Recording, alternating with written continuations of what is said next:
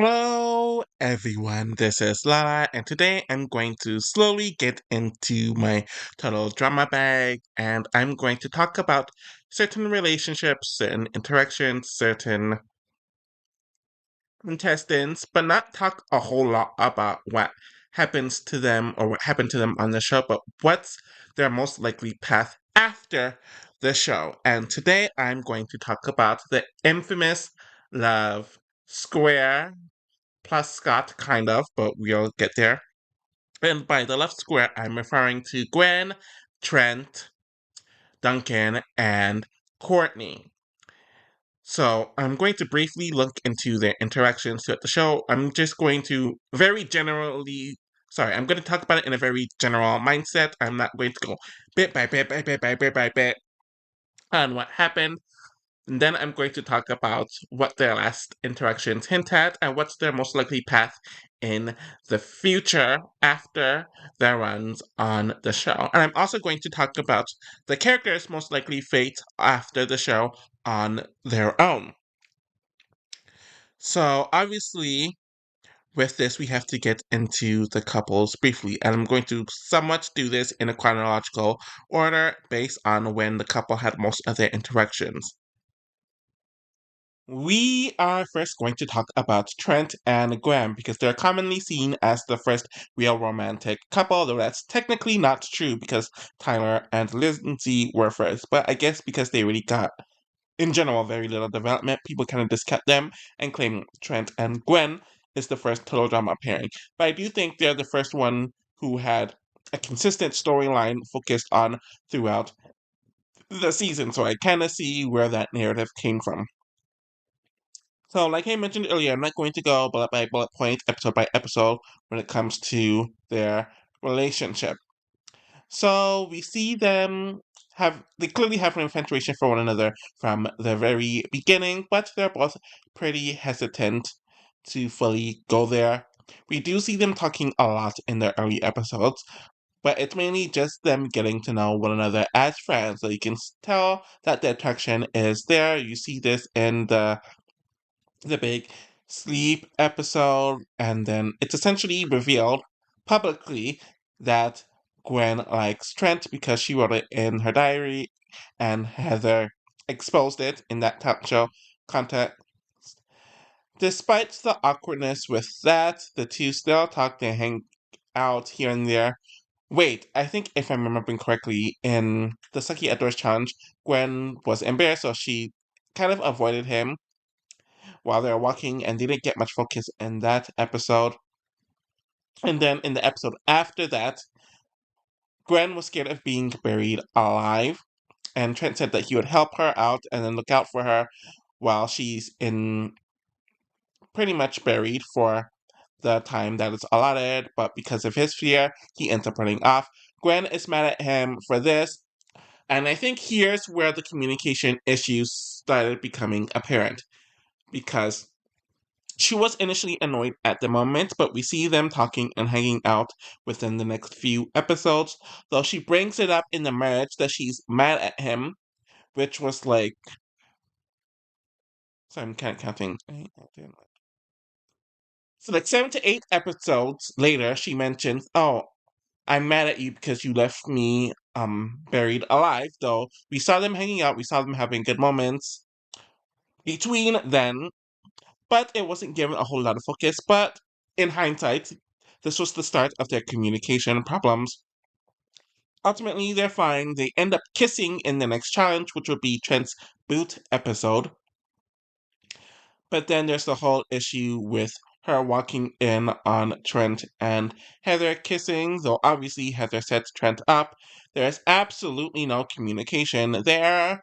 She tells Lashana. Lashana gets everyone but Gwen to vote out Trent. Trent didn't get to clear himself up, and they spoke after the votes are revealed that he's eliminated. So, yeah, communication issues there. But it's not a big deal. They agree that, okay, they're going to be a thing, or they end up on decent enough terms when he's eliminated. And then in the finale, he carries a rock for her to prove to her that he is worthy, and pretty much he ends up winning her over in the finals. They're a couple, they are strong in the TDI special, and the fans absolutely love them. They're either the most favorite couple or the second most favorite couple to another couple that's on this list by the end of Island, and they're seen as the main one. So everything's working out for them pretty fine here. Though in hindsight, you could see the issues that would come up. But they have a mutual respect for one another. They took their time to get to know one another. They're not an opposites attract. They're not really toxic at all. Now we are going to move on to total drama action, and things go downhill very quickly. Obviously, the real reason for this is due to executive meddling and poor writing, but I'm focusing on them as characters and as real people in this video, so we're ignoring all the external elements when it comes to this being a scripted reality cartoon show. Okay? So, canonically, Total Drama Action took place a few days after the TDI special, so really, Trent and Gwen had no time to really get to know one another as a couple outside of the context of a reality TV show and outside of everything that happened on the first season. So they're brought onto action, they are officially together, and they're fine in the first episode, and in the second episode, it seems like things are going well for them as they win the challenge. I think he sacrifices himself for her at one point when it comes to the gooey alien stuff, if I'm remembering this correctly. But then by the third episode, things start falling apart because one, their reward, quote unquote reward for winning the last challenge, is that they will be captains on opposing teams, so they compete against each other this time. Trent kind of senses that something's brewing between Gwen and Duncan, and he doesn't like it. So when she chooses Duncan to be her teammate, I think he's the first male.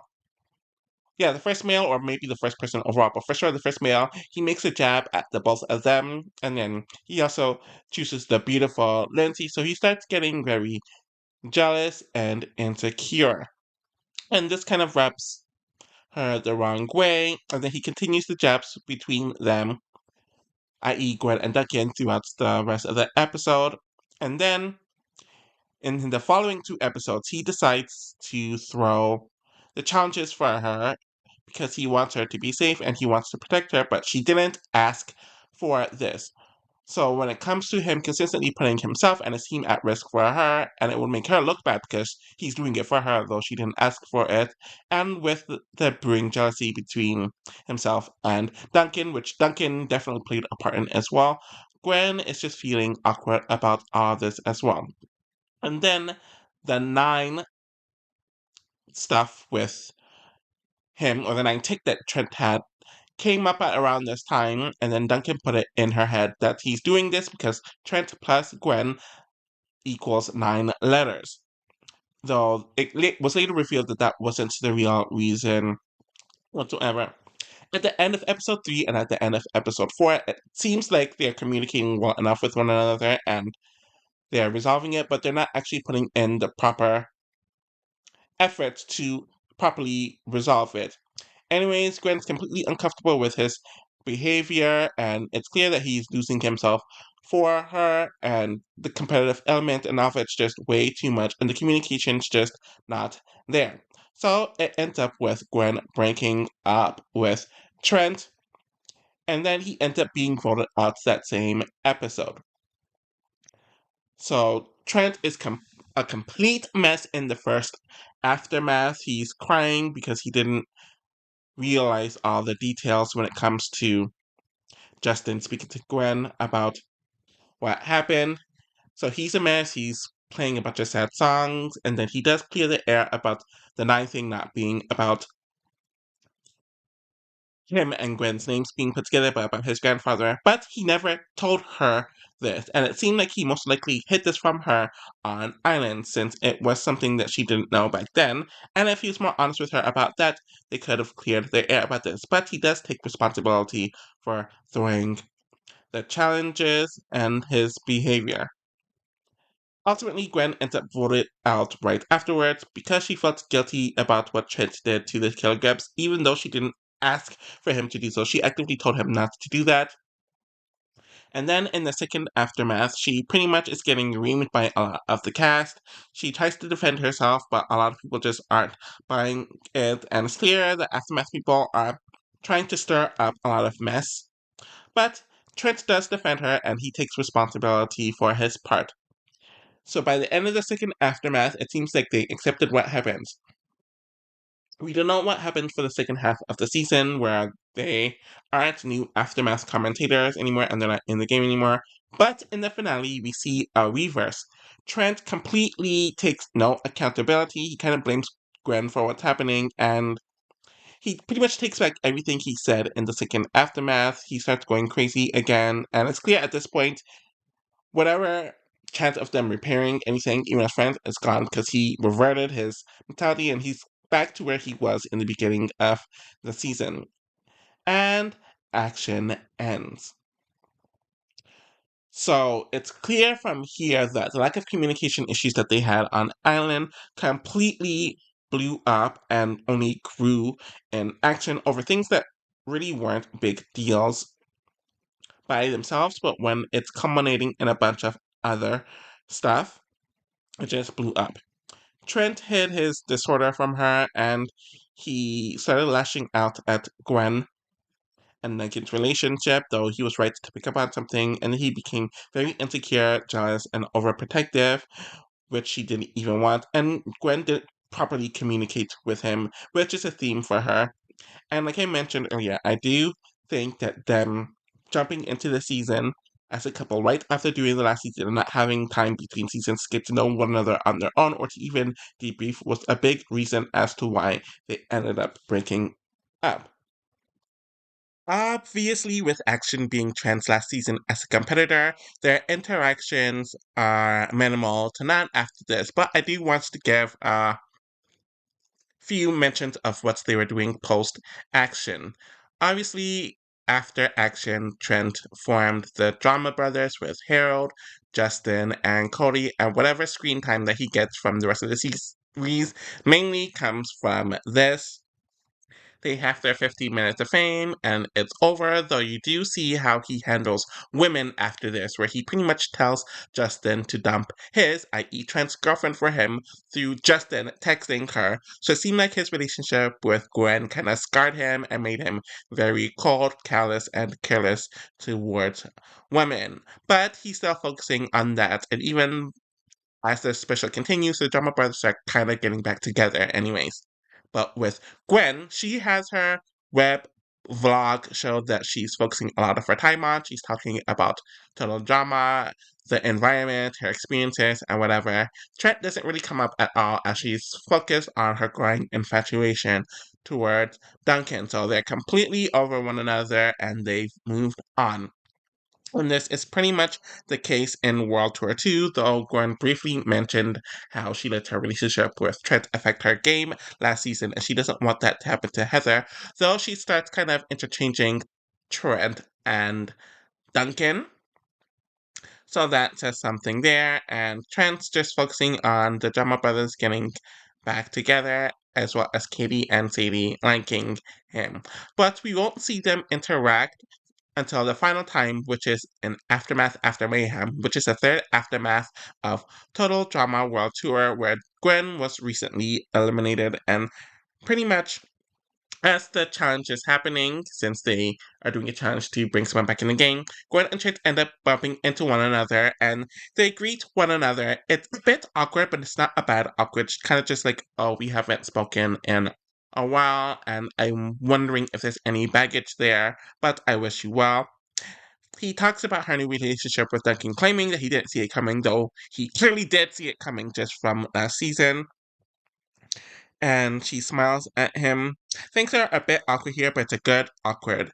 And then we see them talk again, where she's talking about Trent nursing Tyler, and she gives him a compliment, and they both laugh, and they're sitting next to one another for the duration of the episode. And this is their last interaction on the show, since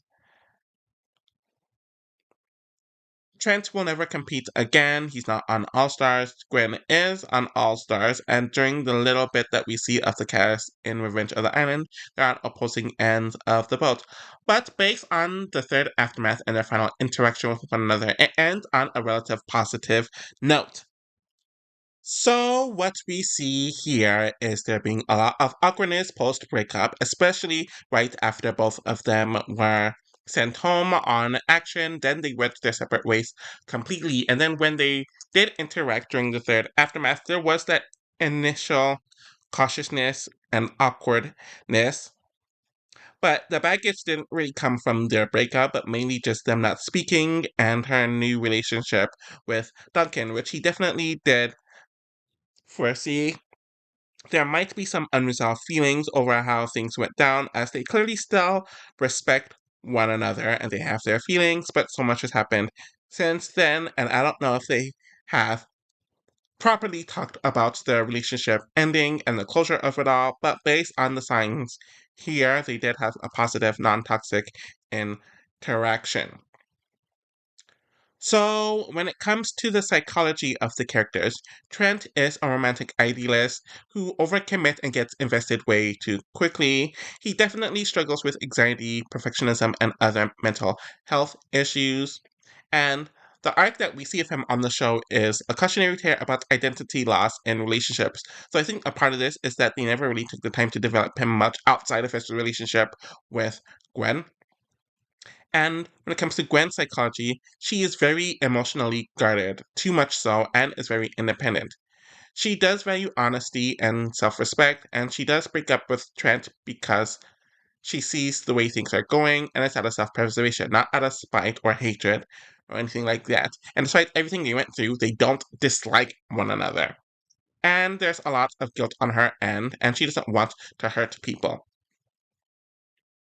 So, when it comes to their potential after the show, could they be friends again? Just from the little bit we see here, they definitely could be friends, especially after time and healing, and their last interaction was a while after their breakup. And if this continues after they're both completely done with the show, they could definitely have an honest conversation. And she could apologize for not communicating earlier, and he could apologize for losing control. And closure is definitely possible, though it wasn't focused on here, and they could build a slow friendship. I don't see one another being immature when it comes to their dynamics, just based on how we saw their last interaction. But if immature, which isn't likely, they'd avoid one another. She would be cold, and he would. So things would be brief and uncomfortable. But based on the last conversation, they would definitely be more mature. And you can't ignore the effect that Gwen's relationship with Duncan had on her relationship with Trent, though he handled it a lot better than he would have in action.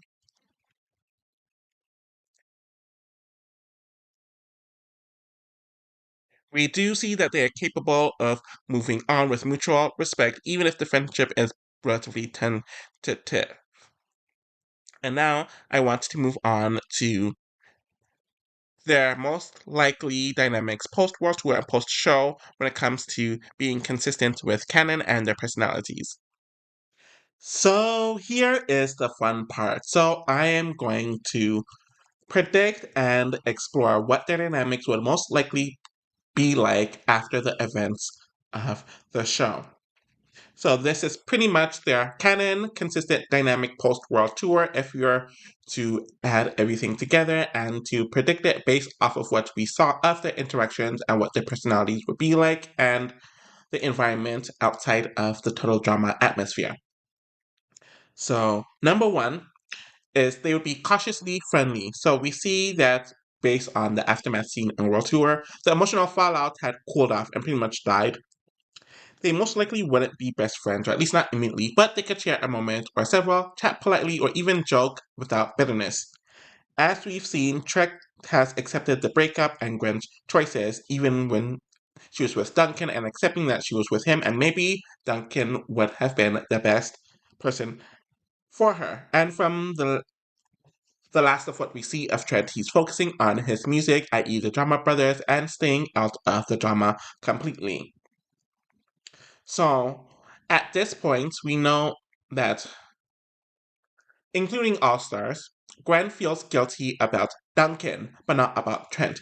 Maybe the guilt about Duncan was getting with him to begin with, especially with how badly that ended, and she would probably compare and contrast how Duncan acted post their breakup compared to Trent, and she would see probably how drama free Trent was in contrast. And based on their interactions post breakup compared to Gwen and Duncan's interactions post breakup, she'd appreciate Trent a lot more, especially post Duncan. So, number two would most likely be subtle emotional distance. Despite all that, and from what we see of their last scene together, there is still a bit of sadness under the surface that's definitely lingering between them when someone mattered to them a lot, but things didn't work out and they're not in one another's lives like that, especially if they aren't going to talk about the nitty gritty, and especially under the context at that time of her just getting with Duncan. And as you see here, Trent didn't really want to get too much into Gwen's relationship with Duncan, but he did acknowledge it. And if Trent were in a new relationship, Gwen herself might feel a bit of nostalgia and not jealousy. But despite everything, their bond with one another is based off mutual understanding, where Gwen was the outsider and Trent's the nice guy who broke, and they bonded over their love of the arts and being the more normal people in their cast. And they share emotional intelligence together, so despite everything, they see one another very clearly. So overall, the reality is that Trent has matured. He knows he went too far in action, and he has no hard feelings towards Gwen anymore. And Gwen would most likely appreciate how different things were with Trent than with Duncan, and that will most likely even increase her regret over her world tour events and maybe seeing Trent in a more nostalgic light. Gwen and Trent's brief bond, since they were only together, they only interacted mainly through Island and a bit of action. So, like 2 to 3 months at most, if we're to follow the canonical timeline, was real and formative, and they know that.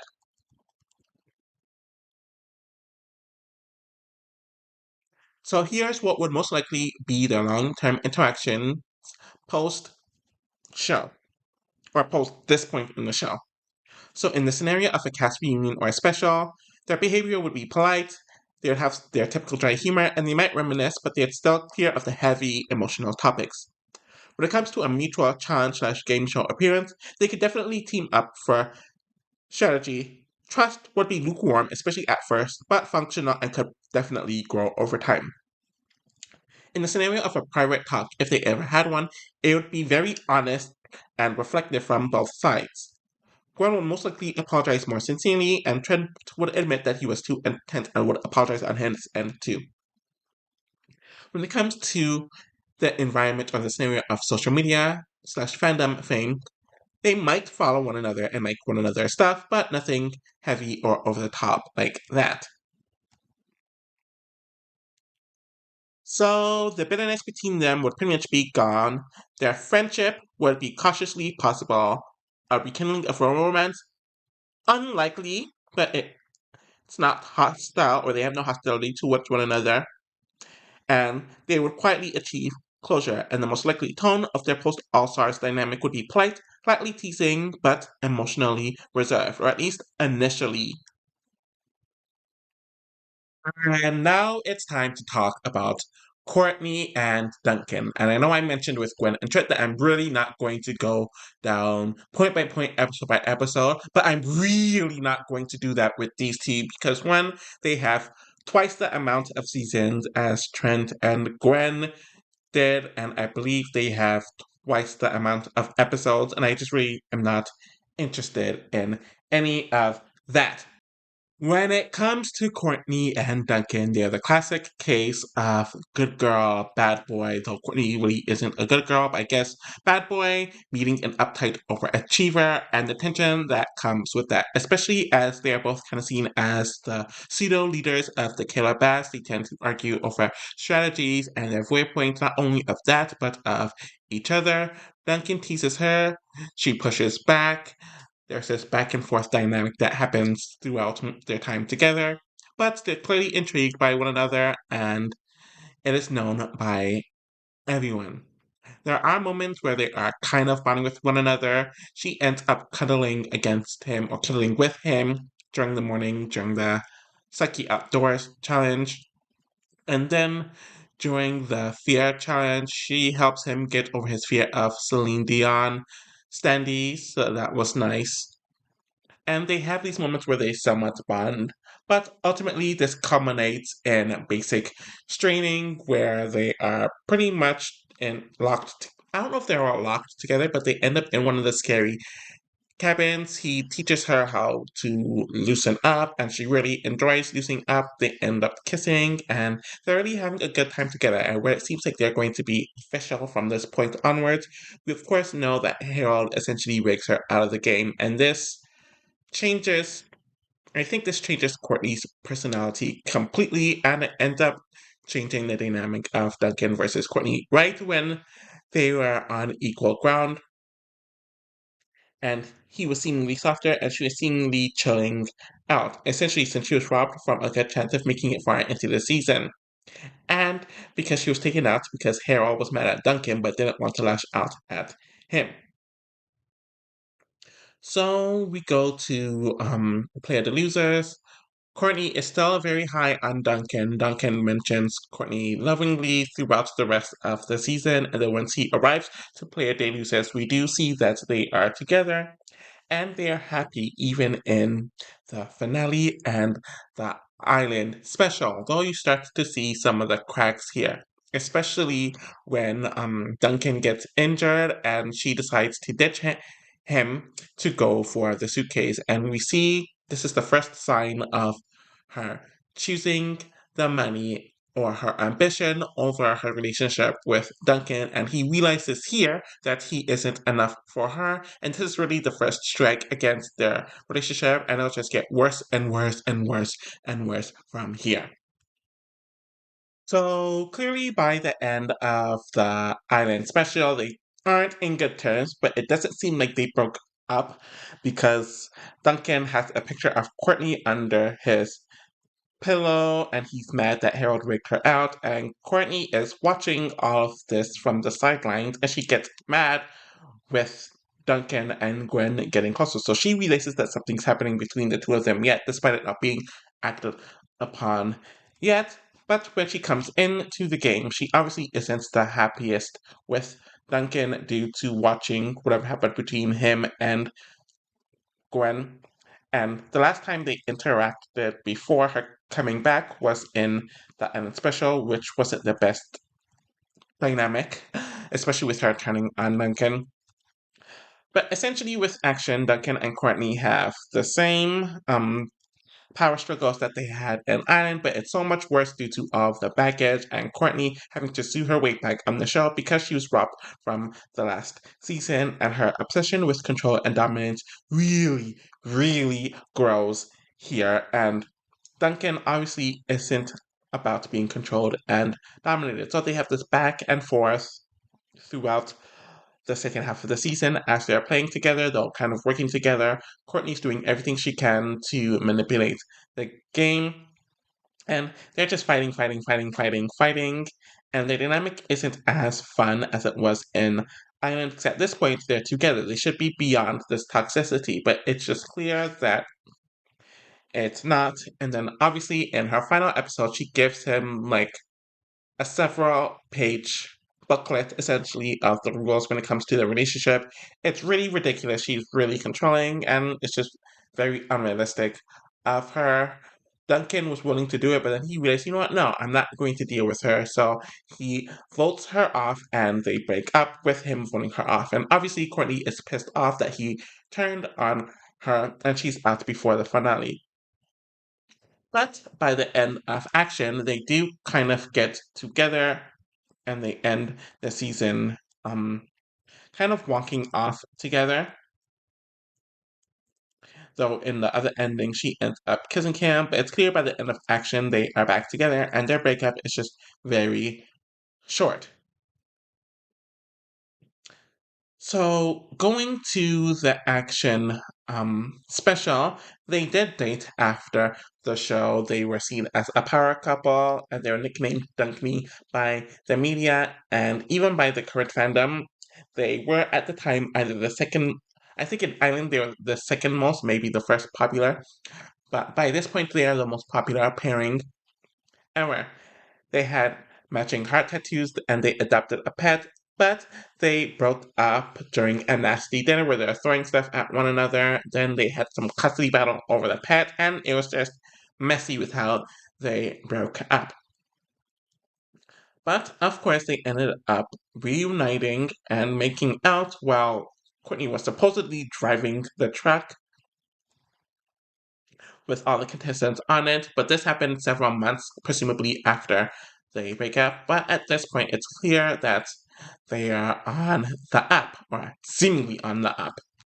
Despite them ending on the up at the end of the action special and entering World Tour, they are together. It does seem somewhat more ambiguous compared to the last few times they are together, but they're essentially on good terms, and it's pretty clear that they're together.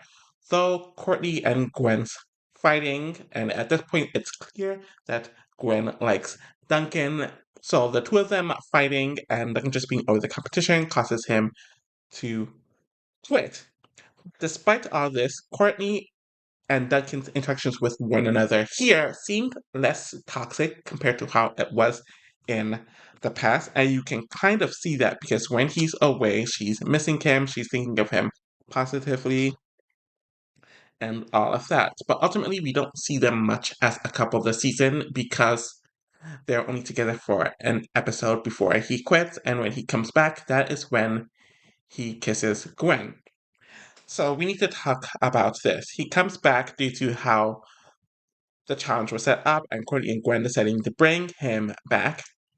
And Courtney obviously was mad that he quit on her, so she gives him a lecture about him leaving, but she says that she misses him. Duncan's visibly pissed off. He's clearly just over her. He's over her bossiness. He's over everything about Courtney. And right when she hugs him, he's looking at Gwen, stating that he misses her. He's stating this to Gwen, but Courtney thinks that he's stating this to her. But Duncan is overlooking Gwen to state it. So, despite Duncan kissing Gwen, he never breaks up with Courtney and he's actively trying to hide the kiss with Gwen. So, it seems like at this point he somewhat wants his cake and eat it too. But of course, it was found out after Hunter forced Tyler to reveal it. Courtney's mad at him. She kicks him in the kiwis and she throws spaghetti on his head, and they break up once and for all. I'm not going to get too much into the dynamics post breakup because it really doesn't matter. But of course, for the rest of their time together, they're just bickering, fighting, and the dislike and hatred is just real between them at this point.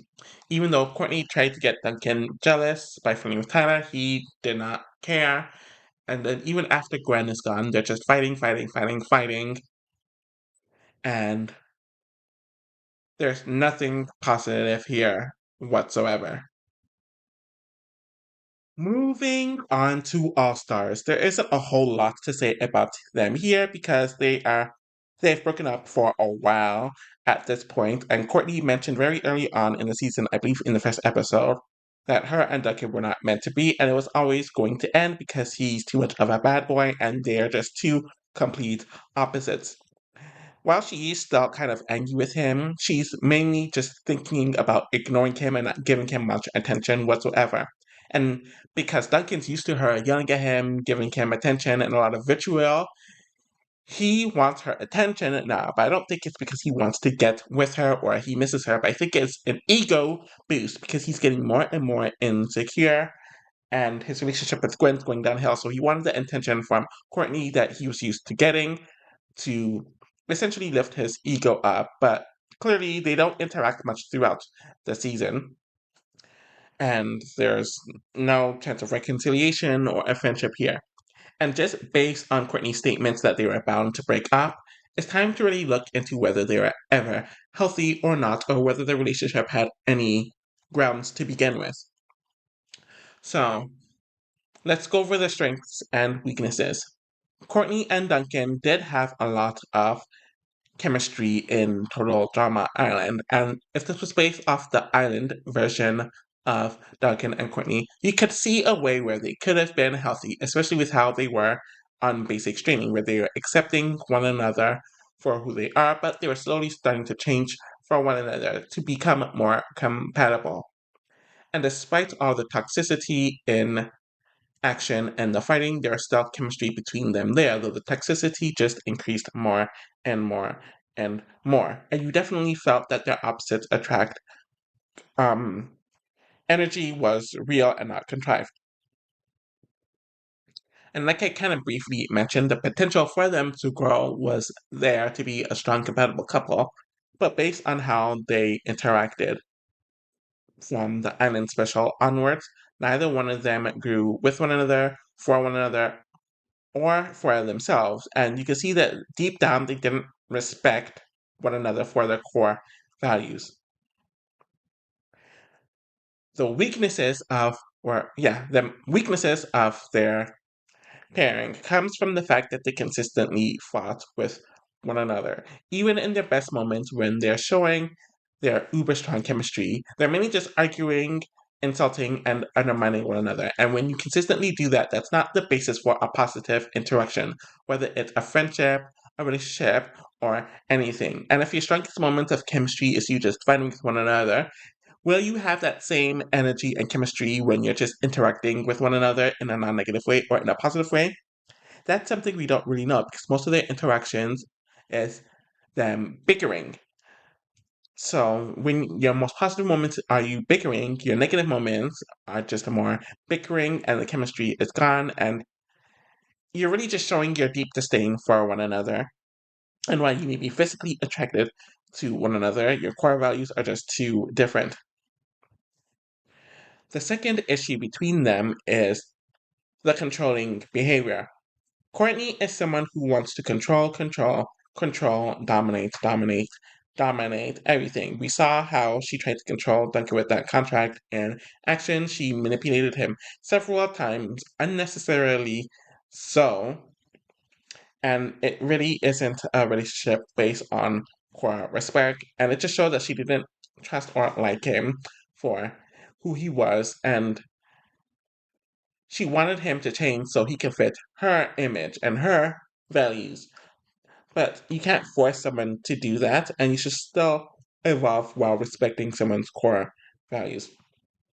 And Duncan is someone who doesn't like being controlled whatsoever. He disrespects authority all the time. He's someone who is rebellious. He's a criminal. He does what he wants.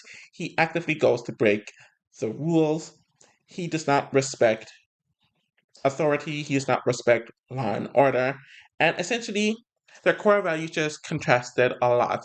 Though, as we saw, Courtney will do down low things too, but the base of their personalities are just too different. And Duncan's also controlling in his own way. He wants to do what he wants to do, how he wants to do it. He does not like when he's out of control, and he doesn't like being told what to do either. And the third issue is that they just don't trust one another. Duncan flirts, Courtney controls. Duncan nags, Courtney nags too. This is a consistent toxic loop, and most of the interactions being filled with arguing just shows that they do not trust one another. And you can't build anything based on trust. So essentially, I think their relationship was based on lust and the idea that they could change one another, and that dynamic is attractive at first, but once you get further along into it, you realize there really isn't much there. And we saw them break up and get back together several times, which is also an indication that they're just not meant to be. So it's clear that they're always just bound to break up. We know the real reason is because executive meddling, but even just based off of what they showed on the show, they're bound to break up, and they both care about them breaking up, despite them wanting to claim unbothered. And they never had the friendship as a foundation to begin with. So once the relationship's over, there's nothing to go back to because they never had a friendship to begin with. Of course, a lot of people believe that they are endgame. Heck, if you look at the fan fictions, even post their breakup airing, most of it of Duncan and Courtney, I believe they're still the most popularly shipped couple in the fan base. And a lot of people feel like if they were to mature and have some time from total drama, that they could get back together. But based on how they acted well beyond them breaking up, that doesn't seem possible.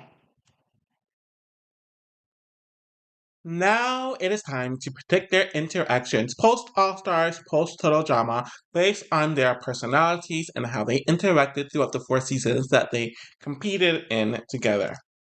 So, when it comes to their post Total Drama dynamics, number one, they just do not trust one another at all. To be fair, they never really trusted one another, but after all the baggage of their relationship and even more distance from the relationship, see things clearly, that trust is non existent, buried 12 feet under.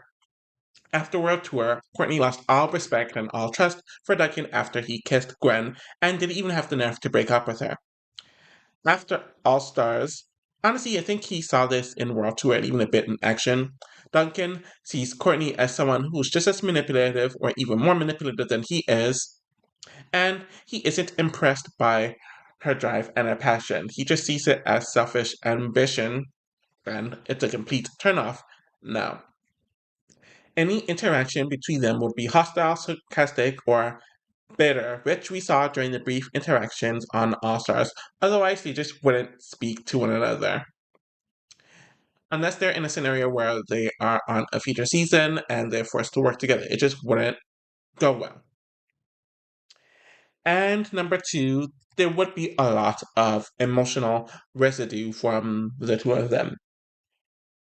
So post their breakup, you still see that Courtney cared a lot in World Tour, like trying to make Taylor jealous and then flirting with Alejandro partially to make Duncan jealous. And then we saw Duncan fighting for Courtney's attention in All Stars, despite her completely moving on. So both of them would act like they don't care, but they'd still be a little bothered on Duncan's end if Courtney succeeds publicly, so like reality fame, law school, or a new relationship, he would definitely be a bit bothered by it, though he might not be the most vocal about it because he still wants to be seen as someone who was unfazed. And Courtney would still resent him for betraying her when it comes to the cheating and moving on from her to Gwen so quickly, though she would accept that they were just never meant to be. Essentially, their emotional contradiction or their emotional interactions, especially post breakup, is based on anger and disappointment, would make any reunion just tense, volatile, and uncomfortable with one another. So, when it comes to the scenarios where they would interact with one another, if they're on another season together, they would either just avoid one. Yeah, they'd probably just avoid one another and act like they don't care for one another. If they were forced into an alliance, there'd be some brief cooperation, emphasis on it being very brief, though it would end in betrayal with one turning on the other, or them both simultaneously turning on one another. Kind of like what happened with Alejandro and Heather in All Stars. If they are rivals, it would be more verbal warfare, more toxicity, more arguing, more fighting, and drinking up old situations so they can use as ammo against one another. If they were to meet outside of the game, well, beyond total drama, so let's just say a reunion special or a reality con or a mutual interview would be a PR nightmare. We actually did see a scenario like this where they were in a mutual interview. It was in the TDA special, where I think it involved the custody of their pet, and that turned into a disaster as well. There'd likely be more petty passive aggression, though I think it'd be more of this instead of the former if they were very, very, very distanced from the show, or if the show was so long ago. It'd mainly be petty passive aggression. Like it might flirt with another girl and make another jab to bother Courtney, and Courtney would give her PR public version of events, especially if Duncan can't piss her off too much, while he would just be annoyed with her and contradict whatever statement she makes. Is a maturity arc possible for the two of them if they grew as people? If there was like a redemption season years later, or they actively did the work post total drama to mature and to take accountability for their flaws and to fix it, maybe it could work if Duncan mellowed out after burning too many bridges, Courtney becoming more reflective and self aware, having gone through many failures of her own. And in this scenario, they might eventually apologize to one another and acknowledge that they brought out the worst in one another. And we see Courtney mention this in All Star, so maybe this part isn't possible, but they probably just wouldn't reconcile romantically. A cold truce or a cautious respect is possible, especially if they saw the same pattern that took place in their relationship play out with other partners. And we did see some sort of toxicity in Duncan's relationship with Gwen and Courtney's relationship with Scott, though not to the same extent. So this is possible. But what is the chance of them actually maturing? Based on their run during the show, neither Courtney nor Duncan has that capability to really mature to ever get to this point. So I doubt it would happen. So when it comes to the summary of their relationship, so when it comes to their public interactions with one another or their demeanor with one another in a post-total drama scenario, Duncan would be detached and sarcastic, while Courtney would be defensive and polished. The latter, especially if they've been distant from one another, and their post All Stars dynamic would be hostile and tense. When it comes to the emotional depth, Duncan would have a buried sense of guilt and regret, though he would never actually own it and do anything about it, while Courtney would be very disappointed and have a lot of resentment, and their dynamic when it comes to their emotional depth would be a Cold War energy, especially if they are more distanced from total drama. And we kind of saw this energy in All Stars, and then most likely continue if they're in one another's premises post All Stars. A future romance, very unlikely, and there would be a possibility for closure if they are both mature, but a reunion of their company, pretty much no, and their post All-Star dynamic in this element would be more enemies than exes. Now it is time to talk about Gwen and Duncan. And to be honest, there's not a whole lot to say about them, especially as a couple, because when you really look at the amount of episodes that they were an official couple for, it wasn't that many. So they interacted here and there on an end, and there seemed like there's some sort of mutual respect, though we saw them really liking the scary challenge. So they have that, and they have a few jibs here and there, which shows a decent amount of respect, but I wouldn't say it's enough for them to be good friends. But nothing really notable, to be honest. But we do see them getting very close in the beginning of action, where they bonded over having similar interests, liking similar movies and shows and all of that. And they're joking around with one another a lot. And this kind of started with the alien challenge. And then once Gwen and Trent were forced to be they are forced to choose their teams and their opposing captains. Gwen chose Duncan, which pissed Trent off, and the two of them really just started vibing as good friends. I'm referring to Gwen and Duncan, and I think they got closer once Trent started throwing jabs at them more and more and more. And it seemed like Duncan knew that Trent was jealous and felt away, so he threw in some jabs at Trent as well. So the two of them really started to not like one another. Gwen didn't like the drama, but she was still going to be friends with Duncan. And she goes to him for advice.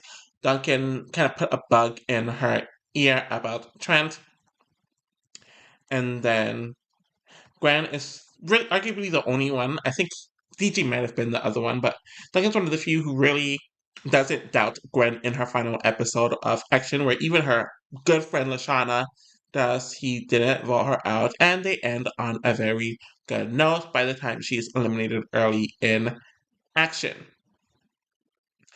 So, a lot of people picked up on the chemistry between them, especially Trent and Courtney, though in the aftermath too. they try to make it look like Duncan and Gwen were hooking up. By they, I mean the aftermath hopes, where he kind of trips over her and he's on top of her. So Gwen told them to play the clip further, where pretty much she's listening to Duncan praise and talk about how much he likes and misses Courtney. So nothing was happening there. But essentially, things started changing once they got home and post action, though we mainly hear this from Gwen's side, where at this point Gwen's long since broke up with Trent, and she hears the news about Duncan and Courtney breaking up, where she's talking about how good of a man Duncan is and how Courtney made a mistake because Duncan is so hot. And then she covered her mouth and she gasped because she realized that she kind of outed herself for how much she, i.e., Gwen, likes Duncan, and she makes it very, very obvious, and it's clear that by the end of the special, they're setting up the fact that Gwen and Duncan are probably going to be a thing. Though Gwen doesn't really talk about or respond to Gwen at all. This is mainly coming from Gwen's point of view. And I think that's one of the few things that kind of annoys me about this pairing, is that the setup of it when it comes to the attraction towards one another mainly comes from Gwen's point of view, and Duncan's point of view is completely missing. So, anyways, that is kind of the starting point between them up until the season that they do get together. Now we go into World Tour, where Duncan's working with Courtney and Gwen in the first challenge, and Duncan is really getting along with Gwen, though he gets annoyed by her arguing with Courtney and the other conditions, and he quits. So, due to this, Duncan is completely absent for the first half of the season, and we yet again do not know how he feels about Gwen through any of this, while we are seeing Gwen talk about and come more into acceptance of her feelings for Duncan and how she likes him. And obviously, this culminates in episode 13, where Courtney and Gwen bring Duncan back. And Duncan is getting chewed out by Courtney, and when she makes up with him, he looks at Gwen and states that he misses her. And then he decides to go into the confessional that Gwen was in and kisses her. So it seems like during this time, he realizes that he likes Gwen too, but we don't see him reflect on it, we don't see him talk about it, and just from the scene, it makes it look like he likes Gwen because she's better and calmer than Courtney, despite them actually having the basis to be a compatible, stable couple. So the next episode is them pretty much trying to downplay the kiss and to not let it get out, though they're kind of joking and kind of flirting with one another at the same time. Then they officially get together in the Area 51 challenge and they kiss and they're accepting that they are together. And then Gwen ends up getting booted right in the next episode. So just from this, they don't have much time together as an actual couple, which is very unfortunate. It seemed like they just wanted to focus on the drama and not Duncan and Gwen as an actual relationship. Though we do see him missing her after this as he carves her name and face in one of the chairs that he is on in the next episode. So it is genuine on his part. And obviously once they're both eliminated and they're in the aftermath, they're just kissing one another, chatting with one another. They're even kind of sitting around with Lashana and Harold, almost in a way like they're on a double date of some sort, though Duncan's still very annoyed at Courtney, but he and Gwen are minding their business. And just from the little we see of them on the yacht in Revenge of the Island, they are kissing there too. So it seems like things are pretty stable there, though yet again we don't see a whole lot of them as a couple here, though the basis of their compatibility and stuff was set in action based on their actual interests and stuff like that. But it seems like they're together because they see one another as cooler, calmer options, and they're a lot alike. And then by the time it gets to All Stars, they've been together for at least a year, maybe 2 years. But it's clear from the very first episode that they're just a complete mess and a disaster. And whatever chemistry they had in action and in some moments in World Tour, it's just completely gone and it's just awkward. Gwen is annoyed that she's being called a boyfriend stealer and she's claiming that Duncan was single when she hooked up with him. So it seems like she's in denial, and I think she's dealing with a lot of the guilt that she that her actions gave to Courtney. And this isn't confirmed, but I wouldn't be shocked if the public perception of Gwuncan started getting to her as well, especially with her being called a villain and being put on the team due to essentially her getting with Duncan. So I wouldn't be shocked if that's one of the reasons why that she eventually lost interest in Duncan. And he wasn't the best support system for her when it comes to this, and it's just kind of uncomfortable. He wanted her to kiss him for long. Gwen decides to push Duncan off the cliff as well, so it's just very, very off with them. Duncan still kind of wants Courtney's attention for an ego boost, but he doesn't realize how that is making Gwen feel. And it's kind of making her, I don't know if saying it's making her feel second place is the right way, but it's almost like their relationship doesn't matter as much. Though, I think the issue here is Gwen really isn't stating what's really bothering her with her relationship with Duncan, and we kind of saw this happen with her and Trent as well. So Gwen's lack of communication issues comes up here too. In the third episode, Duncan pretty much mentions that he thinks Gwen is intentionally hurting Courtney, and that's really, really pissing Gwen off because she's claiming that if he thinks that, then he doesn't know her at all. And if you're with someone for at least a year to maybe 2 years in a romantic relationship, and you've been friends with them for years beforehand, you should know them better than that. But the episode ends with Duncan essentially using himself as a human shield to block her from getting shot at, and it caused him to go over to the heroic hamsters, and they end on a good note with his selfless act. So pretty much, Duncan blows a kiss to Gwen, which is something he never really done before, and she brushes it off, which is just weird because you're in a good place in the last episode and you're brushing off his attempts to be affectionate.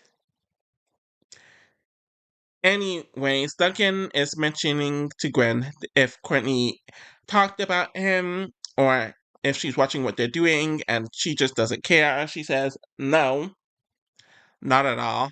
And then she eventually breaks up with him, but the way they do it is just so rushed and so out of nowhere. And Duncan thinks his kindness is the reason why Gwen dumped him, but he doesn't really reflect on her breaking up with him at all. And he doesn't really care. He doesn't really seem hurt by her dumping him, and it doesn't seem like he wants to win her back either. And then in the last few interactions after this, Gwen's completely over him. She claims that she cares more about Courtney than Duncan, and then Duncan's never really trying to win her back whatsoever. He mentioned to Sierra to make more Gwuncan blogs, though it seemed like he did that for ego's sake. So it's almost like he wants Courtney's attention for ego, and he wants more Gwuncan blogs for his ego, because he's never actively going out of his way to make up with Gwen during this period of time. And then in his final episode, Courtney and Gwen essentially refuse to work with him in an alliance, and that's the end of it all. So I think Gwen and Duncan, from what we saw on the show, they didn't really have much. We didn't see much of them being an actual couple. We see a lot of the build up, but when they became a couple, it was used for drama. And then when they came back again, they just weren't vibing with one another. So I think the strengths with them is that they're both have the outsider energy where they're sarcastic, they're anti authority, and they're often judged. They both are artistic in their own ways as well, and they seem to get one another, which we saw in action and in some of the earlier World Tour episodes. And they both seem, on paper, to be lower maintenance than their prior relationships. But the weaknesses of them as a couple is that their shaky foundation, as it started with betrayal, them betraying Courtney, them lying about their feelings initially, and then lying to Courtney and everyone else, and causing a lot of pain to Courtney and Trent, where both Courtney and Trent realized that there's something there between Duncan and Gwen. They denied it, and it played a part in both of those relationships deteriorating. Duncan kind of checked out, where in All Stars, he's just odd to her. Gwen also just checked out. They didn't really care much about their breakup. They didn't really have any emotional baggage. They're kind of over one another, and the chemistry was non existent in All Stars. It seemed like Gwen wanted a legit connection, and she saw Duncan as that opportunity, but he really isn't mature enough, and she doesn't have great social skills either. And Duncan essentially just wanted someone that's cooler than Courtney, and Gwen initially came off as cooler than Courtney, but there wasn't a whole lot there. And there's a surprising amount of low emotional depth between them, despite them having all these things in common and them being legitimate friends before they hooked up. But based on their shaky foundation and the drama that the relationship caused, that didn't happen. Where Gwen craves real intimacy and Duncan just kind of just deflects in general. Now we are getting into the future and how they would most likely interact post All Stars and post drama. So, based on what we know about their personalities and their dynamics, here's the most likely interaction between them. So, it will most likely be cold, detached, and sarcastic. Gwen would avoid him, not out of fear, but because she's tired of emotionally immature guys. And we essentially saw that in the last 3 episodes post their breakup and before he was eliminated. Duncan would act like he doesn't care, maybe make a passive aggressive dig or joke, but his silence would suggest lingering guilt or discomfort. And I somewhat feel like that's the case, where he wanted attention, he wanted his ego boosted, but I don't think it's because he genuinely cared. And I think the overall thing is they don't hate one another, but they don't respect each other anymore either. And I think that's the worst thing too, because unlike Duncan and Courtney, Duncan and Gwen were legitimate friends beforehand and before they got together. And their interactions post breakup indicates that they're not even friends anymore. Is a civil friendship possible? Maybe far down the line, but they need time apart, real personal growth, especially Duncan, and acknowledgement of the harm done. Gwen would never trust Duncan emotionally again, but they could be cordial acquaintances, especially if they had mutual friends, but they don't have mutual friends, not really. And emphasis on personal growth from Duncan, which we've seen that he is unable to do that, and I don't know if time apart would do that. So, pretty much the chances is relatively low, not due to hatred or dislike, but just the base of their relationship, which was their friendship, is ruined. So there's really nothing to go back to, unfortunately, with the two of them.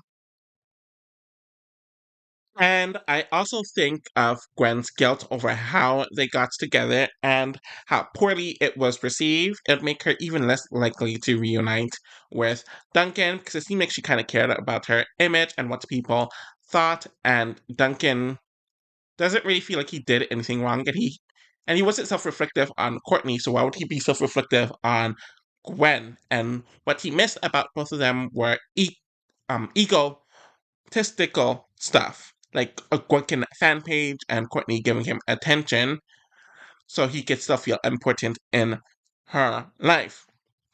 So pretty much if they were on another season, they probably wouldn't work together, but they wouldn't actively target one another. But in a scenario outside of the show, an odd joke that's sarcastic and then a bunch of silence, or they just ignore each other.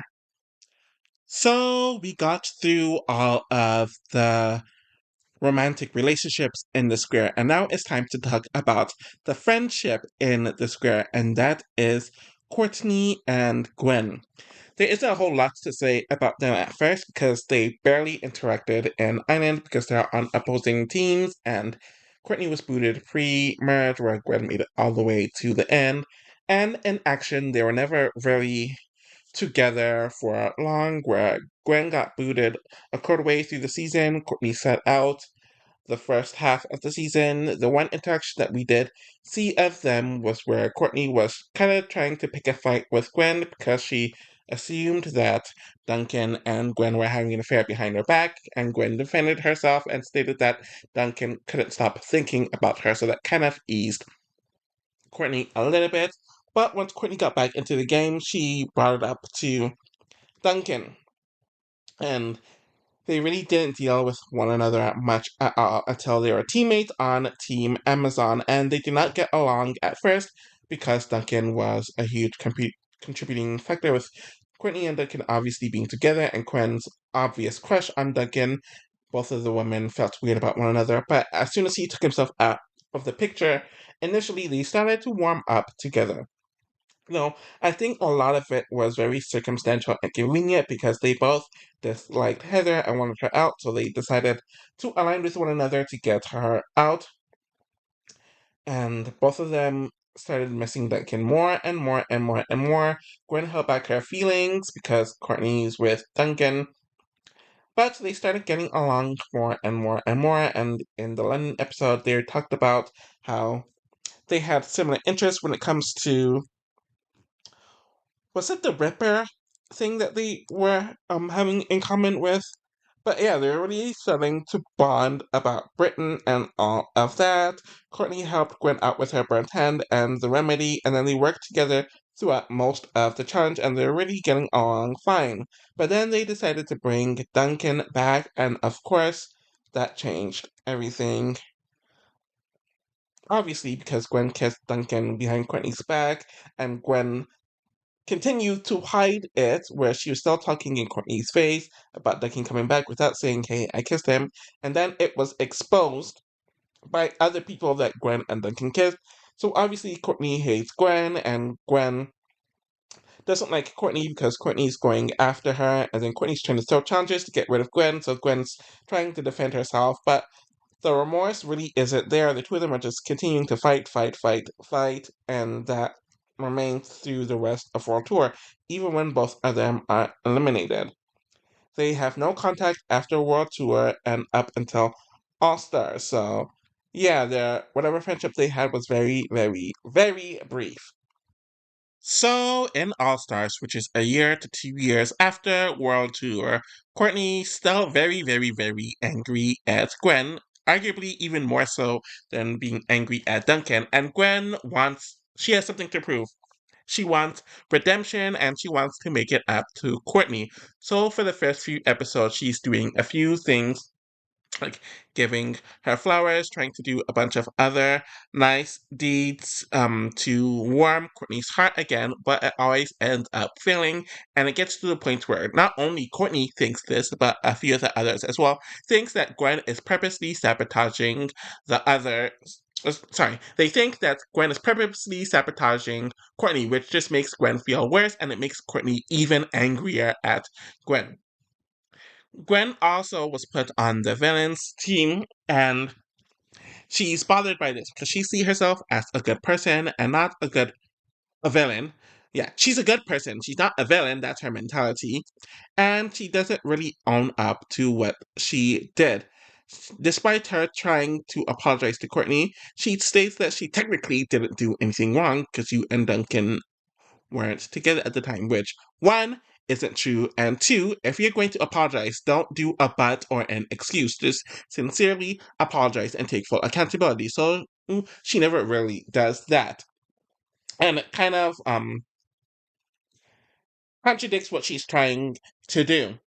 So it gets to a point where Courtney is starting to somewhat warm up here and there, but it's still pretty awkward after a while. In the fourth episode, Gwen is breaking down because she feels like all this is worthless and it's not going anywhere whatsoever. And she came on this season to make up with Courtney, but it's not going anywhere. And she's really, really, really at rock bottom.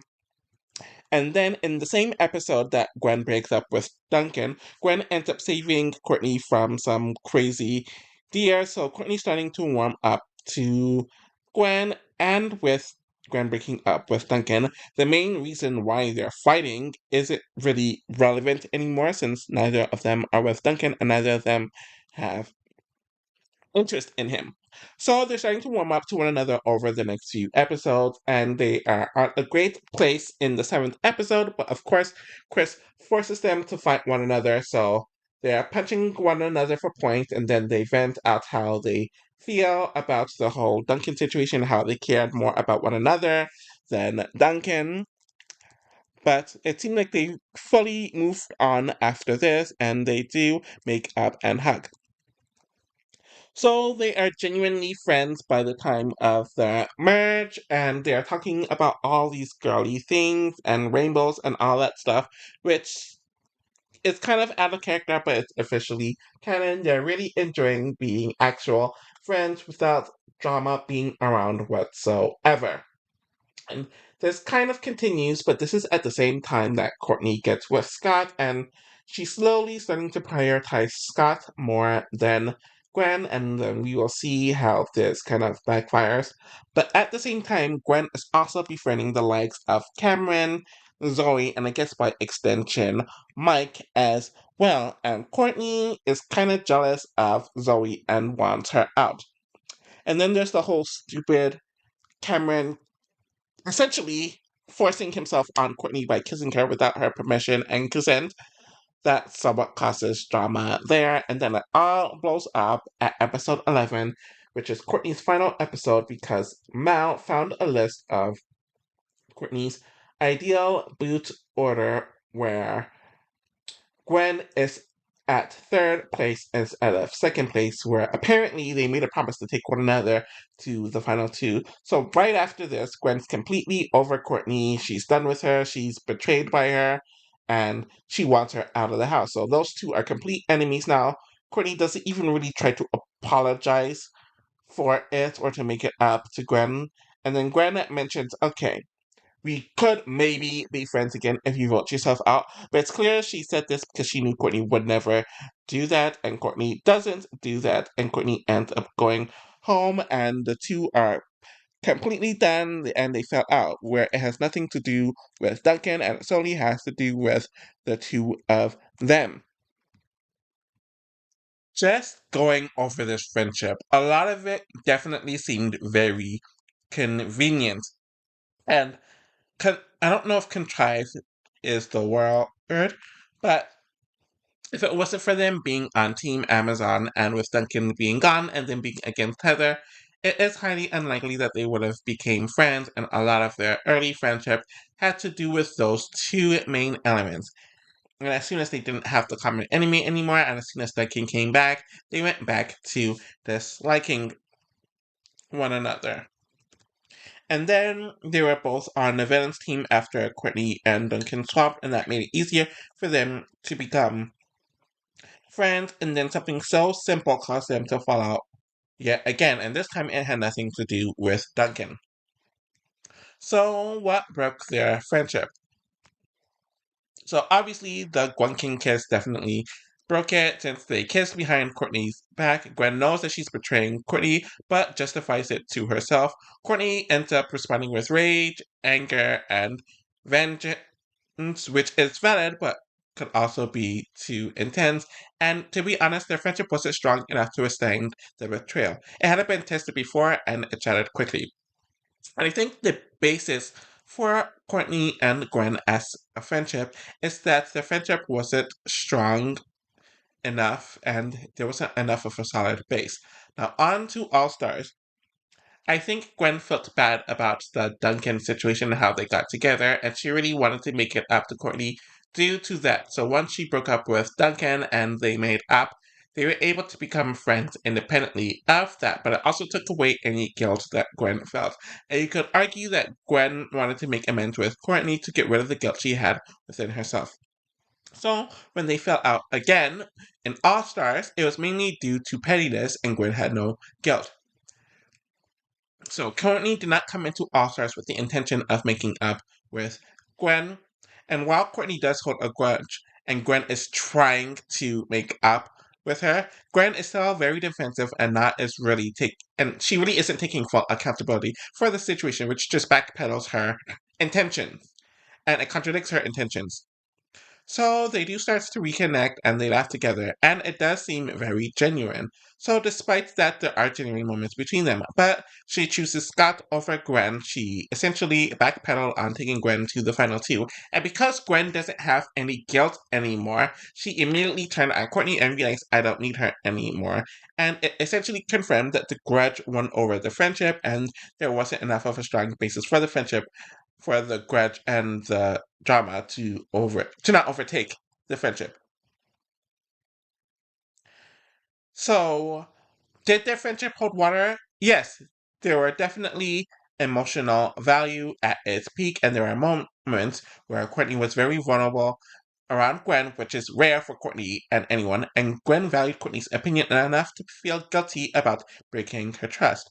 But it was also circumstantial, rooted more in temporary alliance than deep compatibility and balance. Gwen was emotionally reserved, and Courtney was emotionally intense, especially in the beginning, and it was untested. One betrayal, however major, caused a total implosion with no meaningful repair attempt. Now it's time to talk about their potential future post All Stars and post drama. So it's clear that by the end of the series, the relationship is at its absolute lowest, but it's also just causes them to both be emotionally exhausted. There's too much history, too much pain, and too little resolution for either of them to pretend like it didn't happen. But the dynamic would probably shift from being explosive to like it was in World Tour and post World Tour to cold and brittle, with lingering tension simmering between every glance and word. So, when it comes to the most likely post All Stars dynamic, let's break it down. The emotion, bitterness, likely behavior, still present, especially for Gwen, who tried to rebuild things only to be betrayed yet again. Anger, muted. They're both too burnt out from fighting. Trust, completely gone. Neither one believes that the other is capable of growth, and I wouldn't say that they're wrong. Communication, minimal. Passive aggressive at best, silent treatment at worst. So, what each person feels. So, with Gwen, she's just emotionally done. She tried to make amends, she tried to be friends again, and got burned. And this time, she has nothing to feel guilty over, unlike the last time, which is one of the motivating reasons why she tried to make amends. She's not going to go out of her way to antagonize Courtney, but wouldn't trust or engage with her again. She might roll her eyes or make sarcastic jabs, but she would most likely just avoid her entirely. How would Courtney feel? She'd probably still feel better, but not as openly furious as she was in World Tour. She might pretend to be indifferent, but she'll still feel deeply betrayed by Gwen's initial kiss and furious that Gwen played the victim afterwards. And she might also feel a way that Gwen turned on her early in All Stars. Deep down, she probably misses the friendship, but her pride won't allow her to admit it, so there's no potential for a resolution if she has that mentality. Would they ever work together again? If they're on the same team, zero trust. Every suggestion would be second guessed from one to the other. Gwen might try to be professional and Courtney would micromanage her. They'd likely sabotage each other once again unless something bigger forced them to collaborate. Example being another villain or a game twist. Could they ever rebuild? Only after time, distance, and real reflection. They'd both need to acknowledge their own flaws, like Gwen's emotional detachment and betrayal, and Courtney's obsessive pride and vindictiveness. Confront the Duncan issue honestly, emphasis on honestly, and completely let it go. And find common ground again, like ambition, competitiveness, strength, under pressure. But right after All Stars, absolutely not. They are done. The attempted reconciliation already failed. This time, it's Gwen who walks away. And if you have to try to reconcile something so many times, maybe that's a signal that it just wasn't meant to be and it's not meant to look. So, let's just summarize this. Post All Stars Gwen and Courtney interaction. Trait. Civil. Verdict. Barely. Polite to save face but with visible tension. Friendly. Not at all. Hostile, less openly hostile than World Tour, but full of emotional ice. Potential for future reconciliation? It's possible, but only years after, not soon after All Stars. So if they're in a situation like a reunion or a joint interview where they meet up in real life, either be silence treatment or fake niceness, or they give the bare minimum in conversation unless they're both willing to go deep and fully acknowledge their faults. And I don't know if that's really possible. And it's also because the second fallout has nothing to do with Duncan. There's another layer that just shows maybe they just aren't compatible as friends. I initially wasn't going to do this part, but when we're talking about the square, you have to talk about the interactions between Trent and Duncan. Though, while relatively minimal, it does add another layer into the square. And when you think about it, they didn't interact much on Island, though we did see them get along fine enough when the merged men were kind of together for that challenge and they went on the both. But there is no indication of any specific close friendship between Trent and Duncan himself, and Duncan was more than glad to vote him out and lead the charge to get him out, and he was disgusted with Trent being a so-called cheater, which is ironic in hindsight based on what Duncan did. But overall, they are relatively unneutral terms. In action, this is where they really started to not get along, because Trent was jealous of Duncan and Gwen naturally getting along, and he saw their friendship as something more, and Duncan started noticing that Trent's a bit of a weirdo, so he started making fun of Trent's line obsession, and he started actively teasing and making fun of Trent, which obviously caused them to dislike one another more and more and more, and he makes fun of Trent's taste in movies, and things just get relatively bad between the two of them. And even after Trent was booted, you can definitely tell there's still a lot of resentment between himself and Duncan.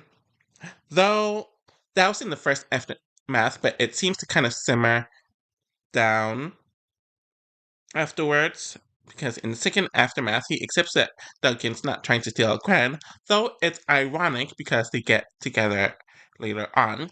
And Duncan mentions that he doesn't want what happened to Trent and Gwen to happen to himself and Courtney, and things seem to kind of simmer down. The only instance in total drama world tour that I remember is Trent calling Duncan an idiot in the first aftermath for quitting, and then Trent actually acknowledges Duncan and Gwen's relationship on a positive note, and it hints that he's not jealous at Duncan or holds any sort of resentment.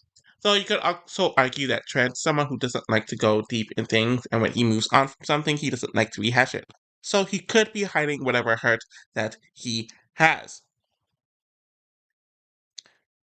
But I think the reason why they argued so much during that short time is because they have a huge personality contrast. When it comes to their romantic styles, Trent is earnest, loyal, and overly invested, while Duncan is detached, flirty, and commitment phobic. When it comes to their temperament, Trent is mellow but anxious, while Duncan is sarcastic, cocky, and reactive. When it comes to their social role, Trent is the nice guy who everyone likes and respects, while Duncan is the bad boy everyone watches in nervousness and distrust. When it comes to emotional weaknesses, Trent is very insecure, while Duncan is very avoidant and has detachment issues. Well, that's just all he does. Essentially, they are polar opposites, not just in aesthetic, but in how they approach people, especially Gwen, and we saw that based on their reactions to Gwen. So when it comes to their short dynamic, Trent sees Duncan as a threat from action onward, and he noticing Gwen laughing and getting along with him and having more similarities to him more than she does to Trent. And Duncan ends up mocking Trent as his sarcastic quips and smirks during action reveal that Duncan has a superiority complex towards Duncan. And think about it, we never actually see Trent's reaction to Duncan and Gwen kissing, though he felt this in his guts for over a year, and it's hard to imagine that Trent wasn't hurt or angry. So let's talk about their potential interactions post World Tour All-Stars and just post-total drama in general. Now it is time to talk about their future potential dynamics and interactions.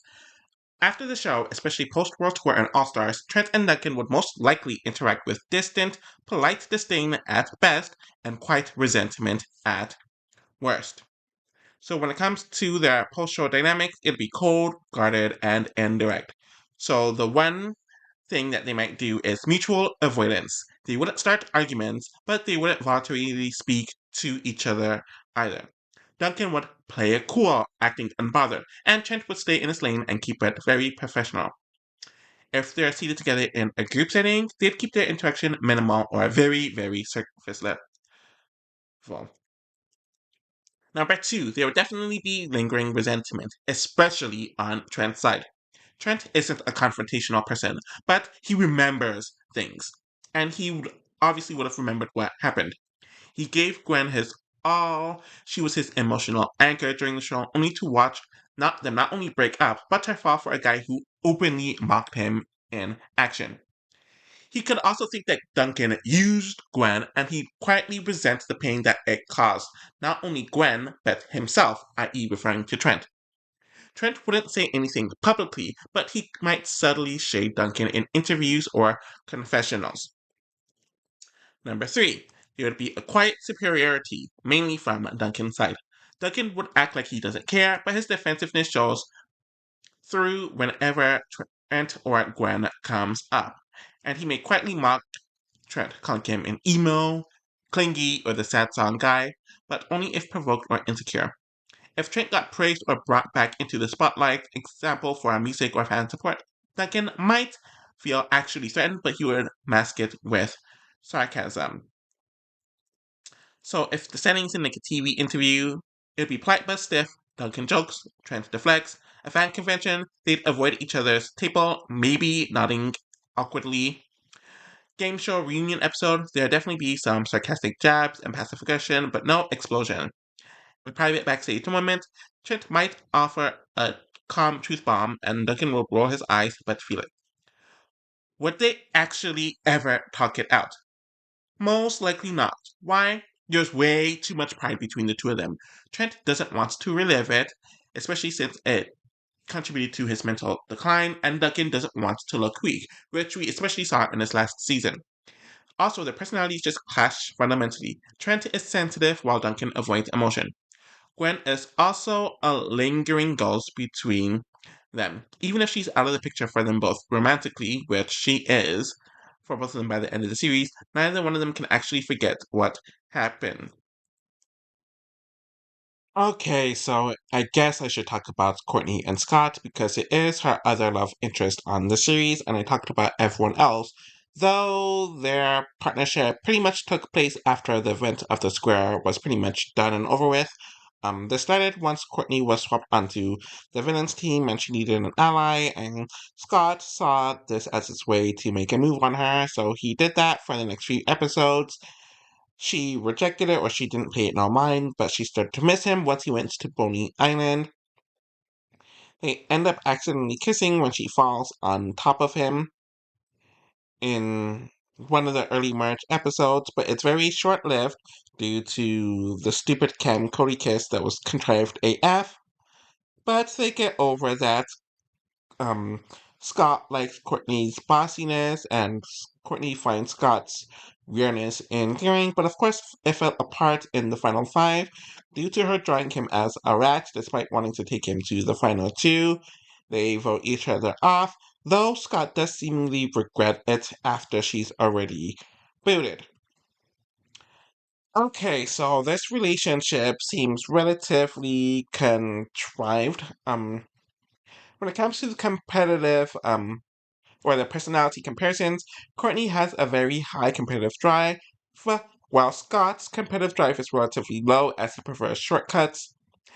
Courtney's intelligence is very high and she's strategic, and while Scott is cunning, he is lazy and messy. When it comes to morality, both are self-righteous and self-serving, and Courtney's by the books until she breaks her own rules, and Scott really has no code.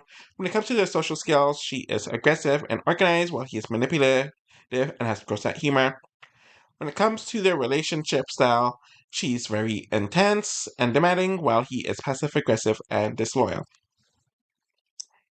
Essentially, the pairing makes very little sense emotionally. Courtney wants someone ambitious, organized, and worthy of respect, and Scott is essentially none of those things.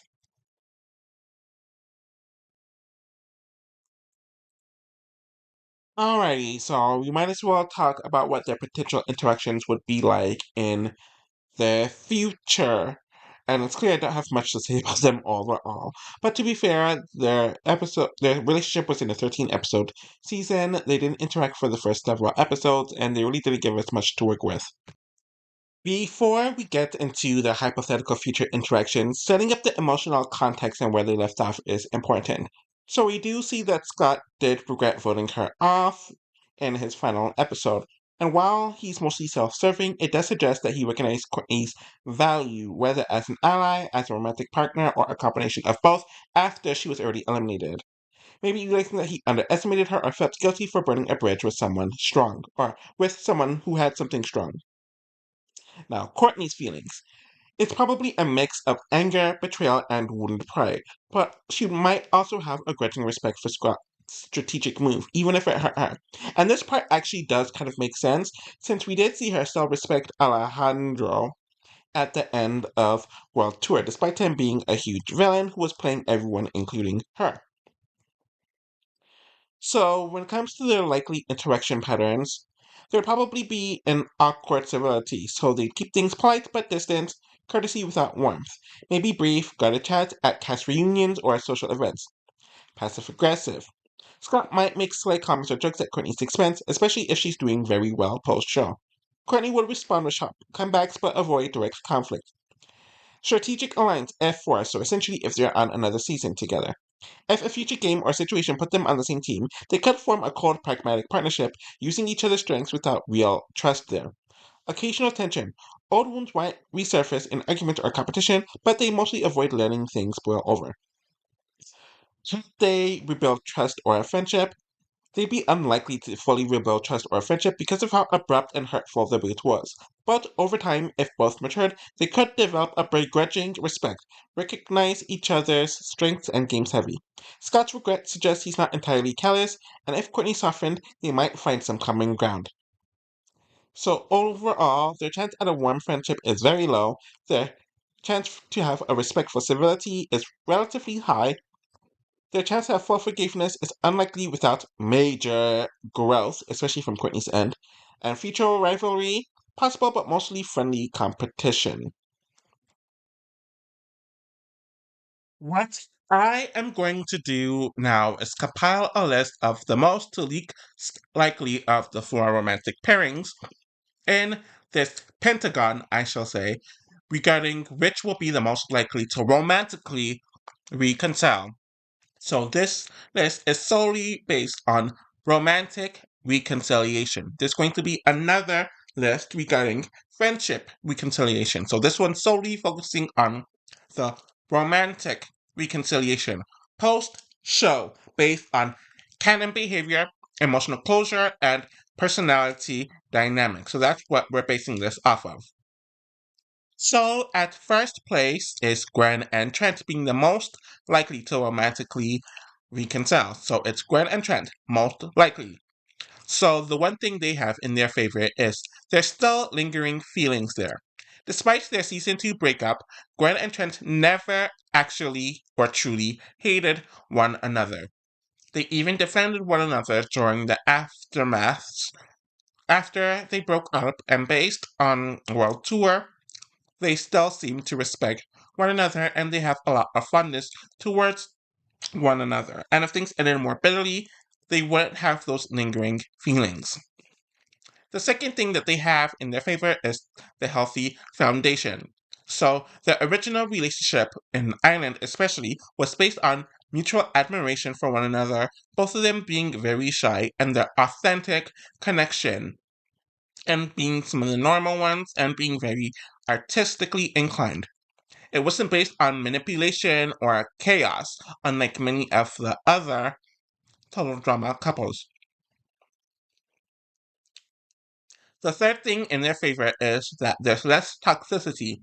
Compared to the other pairings, Gwen and Trent's problems were more about their immaturity, not having the best social skills when it comes to being upfront about their feelings, and the pressure of being in the game than deep incompatibility when it comes to their personalities, their morals, and their values. And what they have is the post-show growth, which equals reconciliation potential. So we've seen them both be able to grow from their mistakes and to actually self-reflect within themselves. So with all of that, with time to mature, they could rekindle something real, especially since they both tend to value honesty and creativity. So, despite their awkward breakup in action, their connection was one of the most organic in the entirety of the show.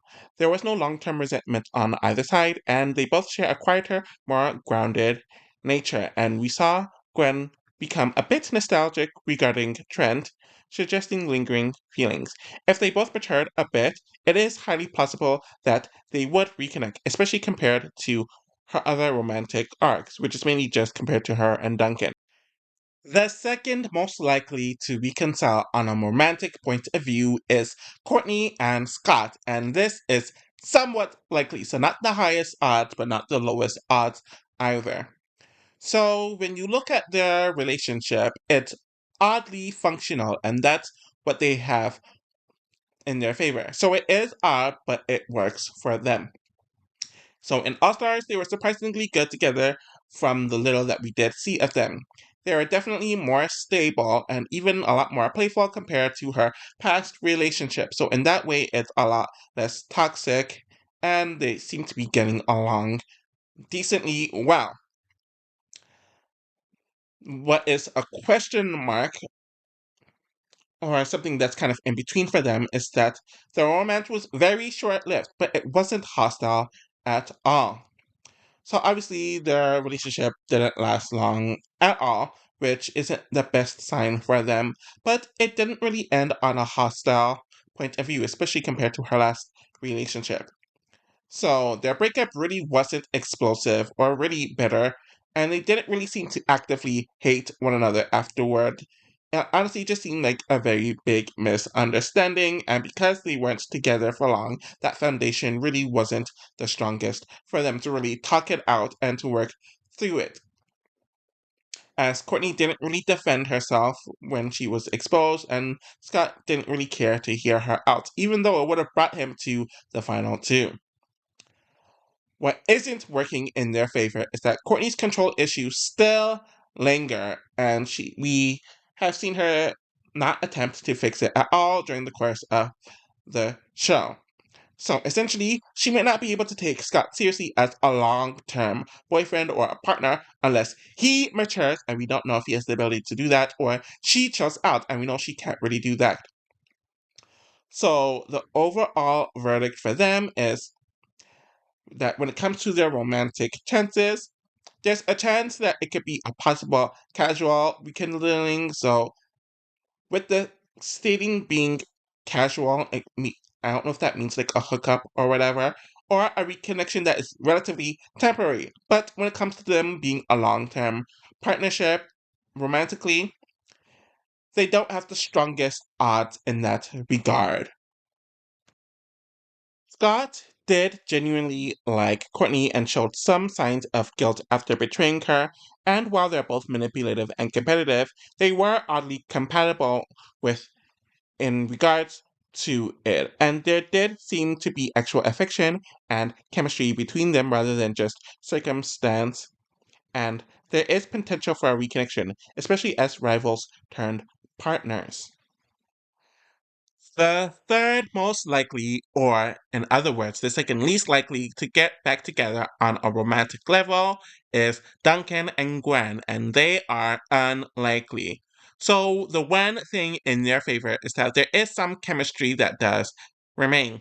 They were close at one point, and they were close friends at one point, and there was an initial respect and attraction between the two of them that doesn't just magically goes away, and it was built on, or the initial attraction and respect was based on that friendship. Unfortunately, what doesn't work out for them is that there was a toxic fallout.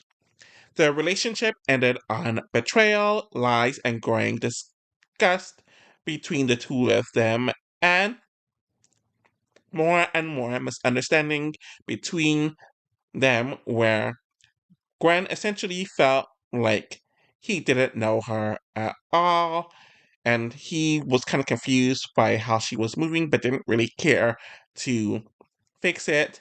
And the other issue is that the relationship started on the basis of an affair.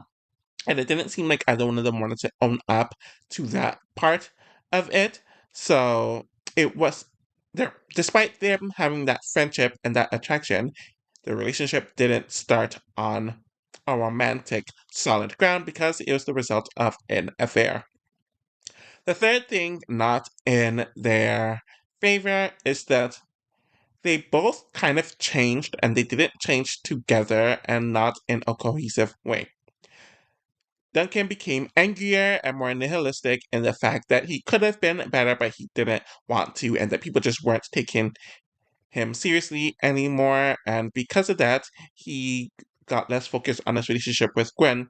While Gwen softened and she wanted to become more self aware. She wanted to be more of a good person, and she wanted to grow and to move on from the drama. So essentially, they just really weren't growing together, and they diverged into two different people with two different paths. So the overall verdict on them is that they might be civil someday, and that's maybe, but romance, it's very unlikely without a massive personality reset on Duncan's part. So with Duncan and Gwen, with their breakup, it was very messy and it lacked strong closure. And the fact that it lacked strong closure probably means that they didn't really care too much at all. Where Gwen was completely checked out by All Stars, and Duncan didn't make any moves to fix it. But if time passed and Duncan actively matured, it's not impossible, but it would require mutual growth for them to have a friendship, then a romantic reunion, but the chances aren't very high. But they at least had that chemistry and the good friendship to romance pipeline. So, at fourth, being the least likely to rekindle romantically post total drama is Duncan and Courtney. So, one thing against them is high volatility between them. The relationship was essentially a constant power struggle full of manipulation, cheating, and explosive fights, and they rarely interacted in any other way other than what was just described.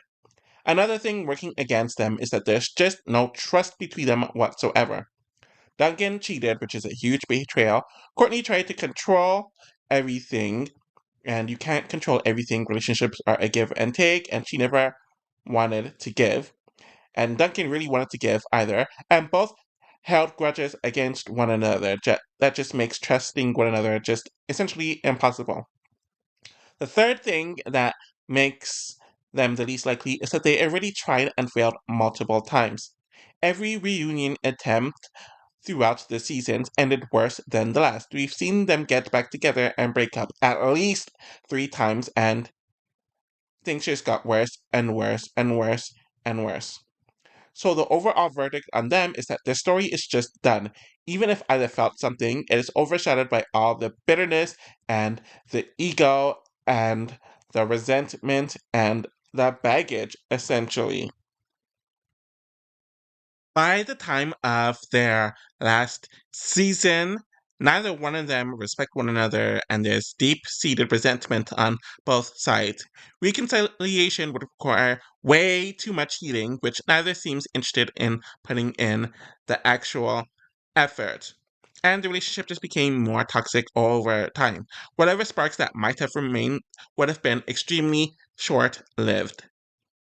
So now I'm going to rank the romantic pairings and the two other non-romantic pairings that have been discussed in the video, and rank them on their probability and likelihood of becoming platonic, friends post total drama. So that is the basis of the ranking that now has 6 pairings in it, based solely on platonic friendship. Nothing more, nothing less. And this is based off their personalities and the events that happen on the show and their likelihood to change post show or stay the same to make these friendships possible. At number one, unshockingly, as the most likely to reconcile as friends, is Gwen and Trent. Why? So the breakup was messy due to Gwen's guilt and Trent's obsession during total drama action, but it stemmed from immaturity, not cruelty, and it seems like they both grew out of immaturity as the series went on, and that most likely continued post show. Both were very hurt by what happened, but neither actively portrayed the other much at all, especially in a malicious manner. They definitely had a foundational bond in Total Drama Island and mutual respect from each other's talents and interests, like art and music, that was beyond romance and was based on friendship. So we do see Gwen and Trent extending an olive branch to one another in the World Tour Aftermath, suggesting that they're both open to reconnecting on a platonic level, and there were no personal insults or lasting grudges that lingered post their breakup. So their future dynamic is they're likely able to rebuild an easygoing, creative-based friendship. They'll probably appreciate each other's individuality more with time and distance from the romantic pressure and their time on the show. At second place when it comes to regaining or forming a friendship post show and post total drama is Courtney and Gwen, and this is listed as a high likelihood. Eventually, emphasis on eventually, so it may take several years away from the show. So, why is this the case? Their conflict, and or at least the initial conflict, stemmed from the love triangle with Duncan, and with both of them dumping Duncan and Duncan no longer being a factor, the tension could dissipate. It initially did disappear in All Stars, and what happened with their conflict reigniting again had nothing to do with Duncan. So Duncan wouldn't be a main factor for them conflicting, and that was the major reason for their conflict to begin with.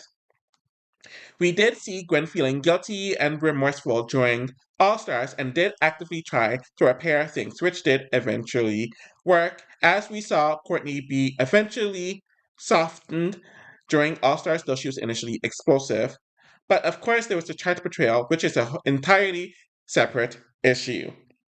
Both do have similar drive and capability, but they just clash in style. But as more time went on and they're more distant from the game, it would be more easy to forget about the chart mess, since something like that would happen in a competitive environment and they wouldn't be in a competitive environment anymore.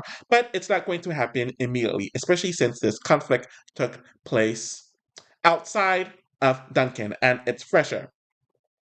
So when it comes to their future dynamic, they could be strong allies and even real friends again if the emotions settle. Their problem was circumstantial but not deeply personal. And when you think of it that way, that's definitely true because Courtney didn't insult Gwen. She just said she would take Gwen to Final 3 instead of Final 2, and then Gwen got mad at that. With time, especially post show, and emphasis on especially post show, a mutual respect between them may grow. So, the bronze prize of the pairing that is the most likely to rekindle a platonic friendship after the show is Duncan and Gwen, who is at a moderate likelihood. Why is this the case?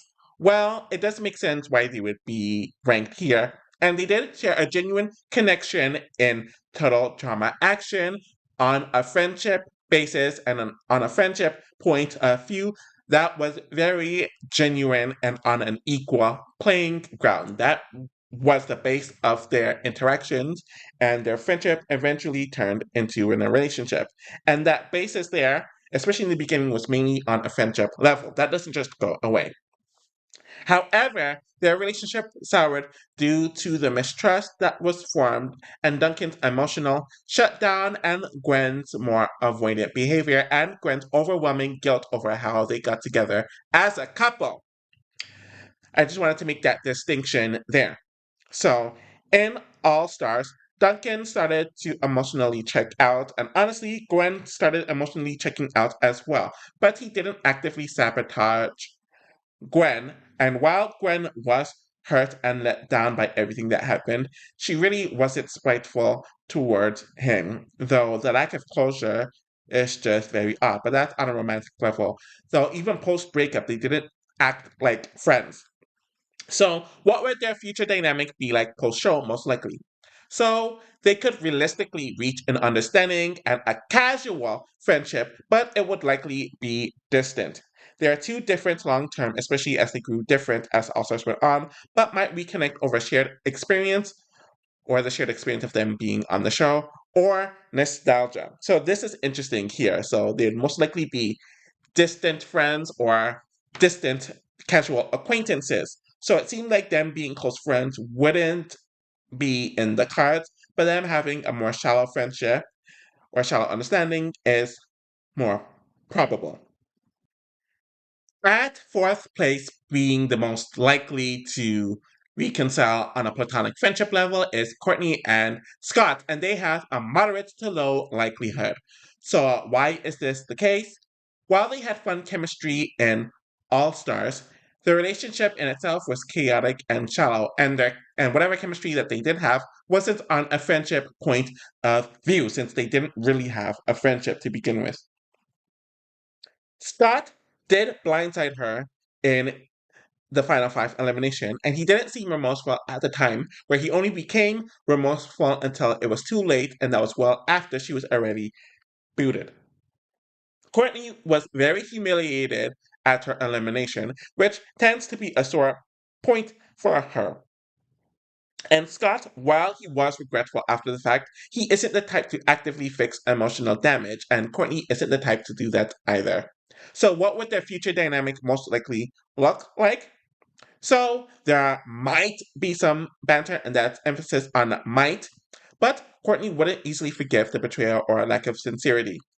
The friendship might depend entirely on Scott's maturing, which is uncertain. And to be honest, they didn't have the basis for a friendship to begin with. So for them to get into a quick relationship after not interacting with one another, that quick relationship ending, them building a friendship after that, I see why it's not very likely, to be honest. Despite things not being that deep between them, there's just not enough baggage and context between the two of them on a platonic level. At fifth place, or second to last, when it comes to the likelihood of them regaining or making a friendship that is platonic post total drama, is Courtney and Duncan, who's at a low likelihood. And I'm honestly shocked that they aren't dead last. So, why is this the case? So, one, they never had a friendship. Their interactions before they got together was mainly teasing and poking at one another. There was no grounds for friendship there, so it's not shocking that when they weren't together romantically, they had no friendship because there was none to begin with. Their relationship history is filled with a lot of resentment, a lot of betrayal, a lot of fighting, a lot of tension, and a lot of control issues. And that clearly lasted well after they broke up for the final time. Two, Duncan cheated on Courtney and she never trusted him ever again afterwards. And in order to build a friendship, you need trust. So the season that they filmed after their breakup, i.e., All Stars, just confirmed that they bring out the worst in one another, even as enemies, and they couldn't even interact on a cordial level. And that was a year or two after they broke up. And also, in general, there's just a lot of emotional baggage and damage there, and there's little indication of mutual growth from either side for them to grow and become friends. So, their future dynamic, it would be very unlikely with them as friends. They might tolerate each other at reunions, but Courtney likely wouldn't let Duncan near her emotionally ever again, and Duncan would also have too much pride to ever pursue it if he was interested in it to begin with. And at dead last, which is sixth place, at being platonic friends post-total drama is Trent and Duncan, and they are put as a very low likelihood of this happening. Why is this the case? Well, number one, there's minimal canon interaction between the two of them throughout the entire season, and during the few events that they did interact, which was early action, they mainly didn't get along because they were fighting over Gwen and their different personalities. And the other example, which was in the TDI merge, all five of them were kind of getting along, but it wasn't exclusively Trent and Duncan, and that was very early on in the history. Another reason is Trent is a lot more thoughtful and emotionally attuned as a person, while Duncan is brash and a mocking type of person. They just contrast completely in that regard. Their archetypes do not mesh whatsoever, and they have no shared storyline to actively bond over if they were ever feeling nostalgic. And also, Trent might view Trent as soft and boring, where Trent might view Duncan as aggressive and immature. So, what would their future dynamic look like? At best, it would be polite indifference, but at worst, quiet avoidance. Nothing suggests that they build a friendship post-show unless absolutely forced to, and they generally just have little overlap and no bond together. So, for this final part of the video, I'm going to go over the most likely fate of all five of these individuals post total drama, and I'm going to rank them based on their them having the biggest chance to grow internally and career-wise. So the first person that I have and that I'm going to discuss is Gwen, and she's most likely to land on her feet and grow as she's the most emotionally mature of the five by the end of the series. She, as a person, is introspective, creative, and emotionally intelligent, even if her judgment faltered during World Tour. She has matured throughout the seasons and has shown capacity for growth and accountability, which we saw with her attempts to repair things with Courtney and her distancing herself from Duncan. Her artistic side, reflective, nature, and willingness to own up to her mistakes suggests that she will evolve positively. She will be likely to go to college probably for art or psychology or work in a creative field like illustration, animation, and design. She'll probably maintain a small, close circle of friends, maybe even reconnecting with Trent. She'll distance herself from the more toxic dynamics, especially with Duncan and Courtney, drama, and reality TV.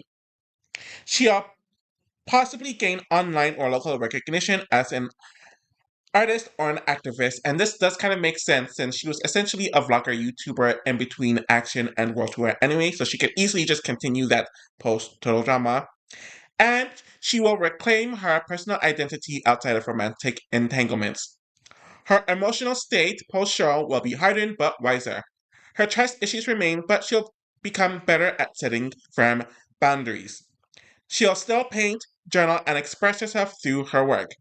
Gwen might become a cult figure amongst fans. Not famous, but remembered fondly by the people who got her. So, summary wise, Gwen goes into someone who values peace over drama. While not necessarily in the public eye, she likely built a stable, authentic life with strong personal boundaries. At second is Courtney, though she's mainly here for the high probability of her career prospects, not personal growth. So she's a high achieving but an emotionally complicated person and also the most likely to burn bridges. Her arrogance and control issues hinder her, but she's smart and capable of adapting when she has to. Her future hinges on how much she reflects post show. Likely fate. Courtney's incredibly ambitious and determined. Post show, she likely leverages her drive towards a successful professional career, possibly law, politics, or business. However, she may struggle with perfectionism and control in her personal relationships, distance herself from her past show image, possibly seeing it as immature, eventually come to terms with her flaws, but only after some hard lessons. And what those hard lessons may be is to be determined, and when those hard lessons take place could be eons from All Stars. She could potentially reconnect with Gwen for a closure or a friendship, but on her terms. Emphasis on her terms. Outside of law and politics or something highly achieving, she could possibly pursue public speaking or activism. She may attempt to leverage her reality fame to build a platform, but that's not the highest probability. She holds she holds grudges longer than others, especially with Duncan and Scott. She's most likely to remain single for a while due to trust and control issues. When it comes to her emotional state, she still has control issues, but channels them into structured ambition. She still struggles with friendships and trust, but softens a bit as she matures. She probably writes a book titled Winning on Your Own Terms or How I Beat the System. So the overall summary is Courtney's trajectory is upward in terms of career, though personal growth takes longer. She likely becomes successful, but will have to work on softening emotionally. At third, or at number 3, is Trent, who will probably quietly recover and recenter. His likely fate. After the emotional upheaval in Total Drama Action, Trent probably distances himself from reality TV, public eye, and any high drama relationships. Remember, he was also a part of the Drama Brothers right after Total Drama Action and through World Tour, and probably during the rest of the run of Total Drama. So probably after the first iteration of Total Drama airs, he distances himself from reality TV, the public eye, and high drama relationships. He avoids conflict, actively seeking peace. He's introspective and artistically gifted, but hurt by the show experience. Trent likely focuses on music and small gigs, maybe teaching or producing, or becomes a singer songwriter, or has small band success, smaller than the Drama Brothers.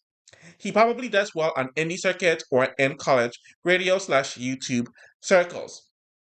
So I guess that could be a way he becomes like an influencer or has a music career or an internet career. He rebuilt self worth after his public breakup with Gwen. He's friendly with others, but is also cautious about close relationships, whether they're romantic or friendly. He may reconnect with Gwen eventually in a quiet, respectful way, and he stays largely out of the public eye and or the total drama social sphere. So, when it comes to his emotional state, he is reflective, slightly nostalgic, but at peace. He doesn't resent Gwen or Duncan anymore, though he doesn't maintain contact either, though at least with Gwen, that could depend on the situation. He likely finds a healthier, quieter relationship later in life, someone outside of the chaos that we have seen him on the show. So, for the overall summary, Trent leads a more peaceful, introspective life. He likely avoids chaos, learns from his past, and becomes one of the more grounded alumni. At fourth, I have Duncan, who is wandering and inconsistent. So, his likely fate is that Duncan's path is the most unstable out of the people being discussed today. While he has charisma and edge, he tends to sabotage relationships and lacks direction. His tendency to self-sabotage, rebel, and push people away makes lasting growth very difficult for him. He's not dumb, but he's extremely emotionally immature. Unless he hits a turning point, he risks stalling in his life. After the show, he may try to stay relevant or lean into the bad boy persona publicly, like music, tattoos, biker culture, or maybe even being a reality TV bad boy post total drama. He might struggle with his identity as he grows older, and the rebel persona loses its appeal as he ages. He could get into trouble post sure, so like more criminal activity and other issues along those lines. He could mature if pushed, maybe through a real world consequence or therapy, and he could have a possible late life wake up call leading to growth. But that's all I might, and that all depends on how far he will have to go downhill before that happens. He may, emphasis on may, try to reconnect with Gwen or Courtney, but without much lasting success unless he grows up significantly. And the thing with Duncan is that he generally lacks follow through overall. He eventually faces some kind of crash, whether it's legal trouble, public burnout, or losing relevance, and is forced to confront who he really is inside. So when it comes to his emotional state, he's very defensive and immature, and this carries on into his early 20s, but he most likely hit a wall at around 25. He either becomes genuinely reformed, like turning to working with troubled youth, or he absolutely fades into obscurity. He still has fans, but he becomes either a cautionary tale of arrested development or actively improves. But based on his growth or lack thereof throughout the series, it might be the former. And he might remain a drifter for years, not deeply connected to others. So, to summarize Duncan, his fate is the most unpredictable. He could either grow into a more responsible version of himself or remain stuck trying to be who he was on the show. Now we have the fifth and final person being Scott, who, in general, it has a lot of cynical self preservation skills, or that's what he does, potentially also possibly isolating himself. Scott is cunning and street smart, but he lacks emotional intelligence. His manipulative nature and need to win often isolate him from others. He shows some vulnerability, especially around Courtney, but he's too guarded to fully mature in a group setting. His likely fate is that Scott's scheming and manipulative tendencies make him one of the least likely to maintain healthy relationships post-show. He likely leans into a loner lifestyle or works in a field where strategy is valued, like in sales, politics, or current art history. He likely maintains some reality TV clout, but most likely fades away. He may keep tabs on others, but avoids long term commitments or apologies. He's unlikely to keep in close contact with most castmates.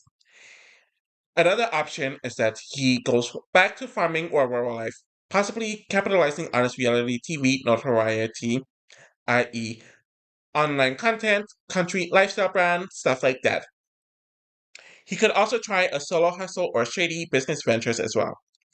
He has the least emotional growth unless something external forces him to reflect. He may grow more genuine with distance from the competition and show. So when it comes to his emotional state, Scott's slight regret over booting Courtney, hence he might have the potential for a reflection. But without serious effort, he'd likely remain a troublemaker or a comic relief character.